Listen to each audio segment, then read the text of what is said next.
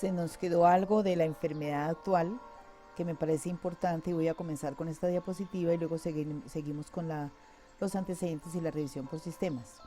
En la enfermedad actual, la última pregunta que nos haríamos es ¿qué presenta actualmente el paciente? Por último, debe quedar la constancia de la persistencia o no de los síntomas o signos descritos en el momento de realizar la historia clínica. ¿Cómo está el paciente actualmente? Si ha mejorado el dolor, si ha empeorado el dolor, si el paciente tomó algún medicamento y está mejor, o sea, cómo se encuentra actualmente a pesar de que ya conocemos la enfermedad actual. Por este motivo no debe colocarse el motivo de consulta sino relacionado con la actualidad. O sea, actualmente sintomático, asintomático, ha progresado la enfermedad o la sintomatología ha variado en el momento en que hagamos el examen o que hagamos el interrogatorio. Entonces vamos a comenzar la revisión por... Siguiendo el orden, entonces miraremos revisión por sistemas y antecedentes. Se incluye también la historia personal y social. Los antecedentes familiares están referidos a las enfermedades que la paciente tiene por herencia o en su familia. Entonces las enfermedades más comunes pues serían la diabetes, la hipertensión, el cáncer, la tuberculosis, las alergias, enfermedades mentales, enfermedades hereditarias. Entonces ahí está la hemofilia, enfermedades articulares, si los familiares presentan enfermedades articulares, hemorrágicas o cardiopatías. Recuerden siempre que en los antecedentes familiares pueden haber, fuera de esto que estamos diciendo que es lo más común, pueden haber otras enfermedades relacionadas con el ámbito familiar o hereditario. Antecedentes personales o psicosociales, entonces tenemos dónde vive el paciente y en qué condiciones, la profesión que tiene el enfermo, qué dieta, qué alimentos ingiere, si los alimentos son de alto valor proteico o no, el uso libre de su tiempo, a qué se dedica, cuál es su hobby, con quién vive, familiares, hijos, esposo, adaptación social y laboral, la dieta que ingiere el paciente, la convivencia sí o no con mascotas.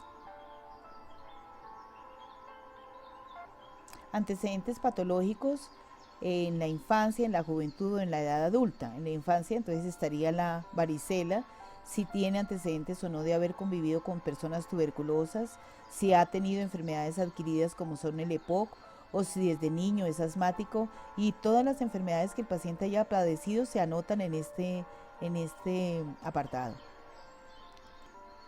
En cuanto a los procedimientos quirúrgicos, es preguntarle específicamente al paciente de qué lo han operado, ¿cierto? O sea, qué tipo de cirugía le han hecho, cuándo se la hicieron, qué tiempo de hospitalización requirió en la cirugía, cuando se le hizo la cirugía, cuántos tipos de cirugía le han realizado y si alguna de ellas ha tenido complicaciones. Aquí tenemos un paciente con una fístula posible, ¿cierto? Como una complicación de una cirugía.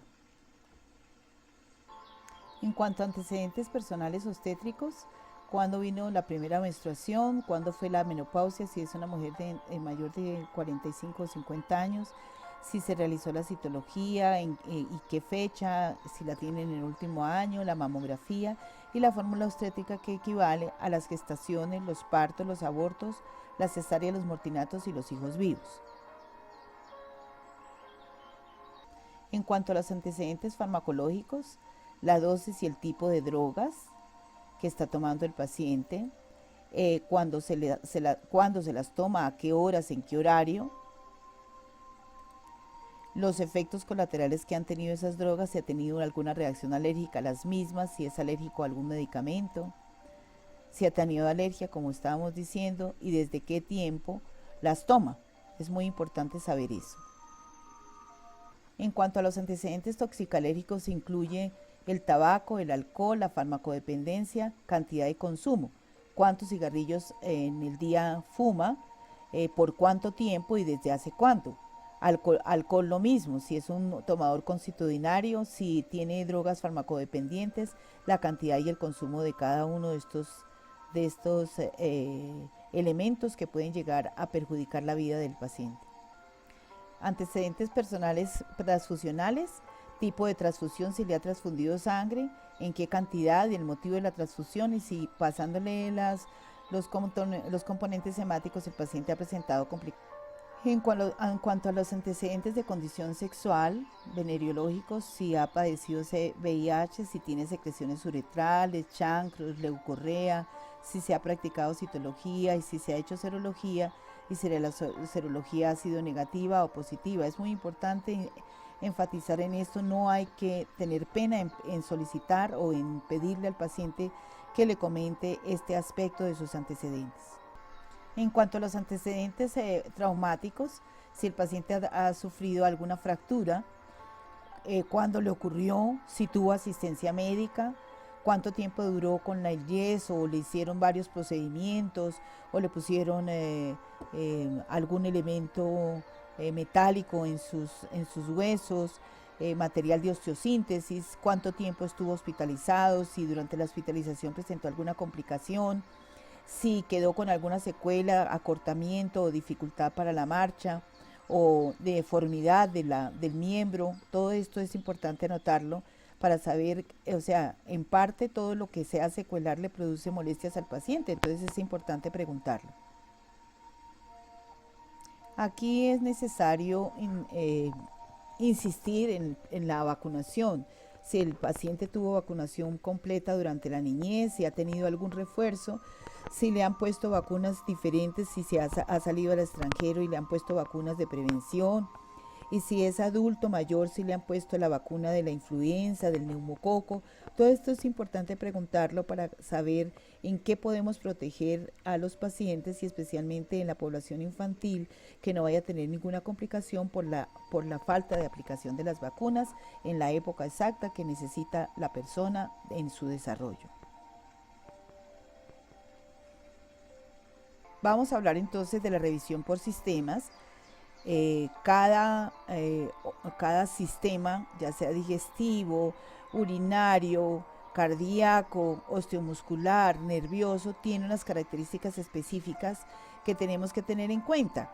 La parte muscular que vamos a tener en cuenta, pues la masa muscular, las articulaciones, la deformidad de los dedos, si es que el paciente lo tiene.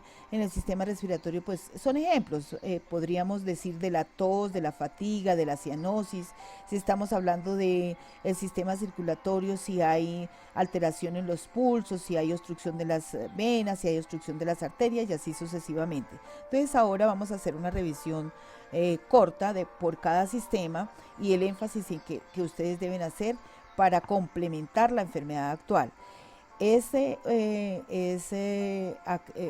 necesario aclarar que muchas veces lo que tenemos en la revisión por sistemas, que el paciente nos lo cuenta mucho después de que nos ha relatado el motivo de consulta, pudiera subir a la enfermedad actual para complementar la enfermedad actual.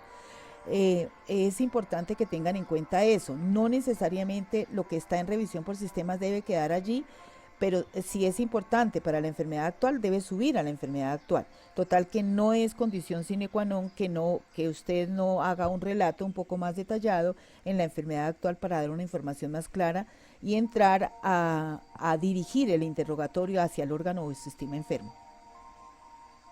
En cuanto a la definición de revisión por sistemas, podemos decir que corresponden a los síntomas referidos por el paciente con respecto a otros sistemas afectados en los últimos 3 a 6 meses. No repetir lo que ya se mencionó en enfermedad actual. No escribir enfermedades diagnosticadas. A cada síntoma se le realizará el respectivo desglose por medio de la licia y debemos usar términos sencillos al preguntar. En esta diapositiva está la revisión por sistemas por los síntomas: piel y faneras, órganos de los sentidos, linforreticular, musculoesquelético, cardíaco, respiratorio, digestivo, urinario, genital, ginecológico, endocrino y neuropsiquiátrico. Básicamente lo que les mostré en la primera diapositiva con dibujo. Los síntomas constitucionales son referidos a síntomas sistémicos que pueden estar en cualquier enfermedad, o sea que estos no son ni siquiera diagnósticos. La astenia, la dinamia, la fiebre puede aparecer en una gripa, en una neumonía, en una enfermedad del colágeno, en un cáncer. Escalofrío, anorexia,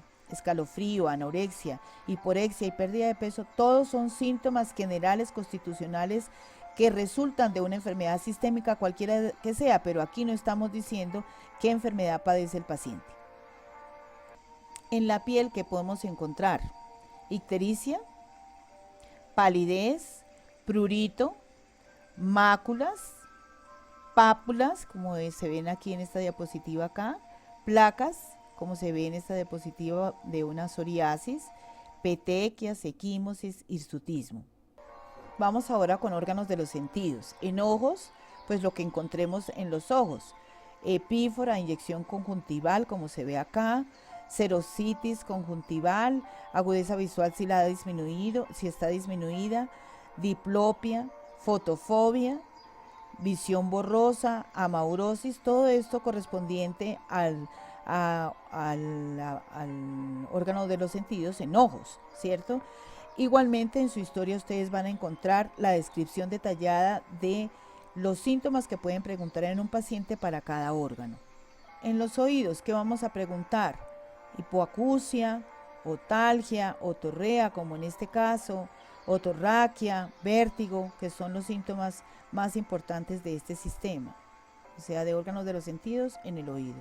En la nariz, ¿qué vamos a encontrar? Rinorrea, obstrucción nasal, epístasis, como en este caso, escurrimiento posterior, anosmia o hiposmia, y también igualmente algunos otros síntomas que no están incluidos dentro de la diapositiva, pero que ustedes deben leer para complementar.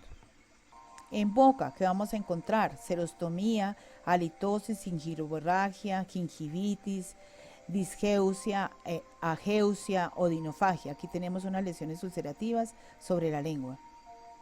En el sistema cardíaco, ¿qué es lo que vamos a enfatizar? La disnea de esfuerzo, la disnea paroxística nocturna, la ortopnea, el dolor torácico, los edemas, las palpitaciones, el síncope y la lipotimia.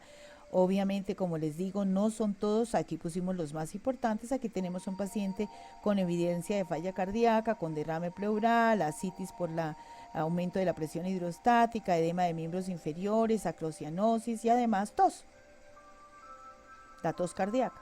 En respiratorio, ¿qué vamos a preguntar? La tos, la tos si es seca o productiva, las características si es hialina, amarillenta o con sangre, si hay hemoptisis, sibilancias, estridor, disfonía, dolor torácico y disnea.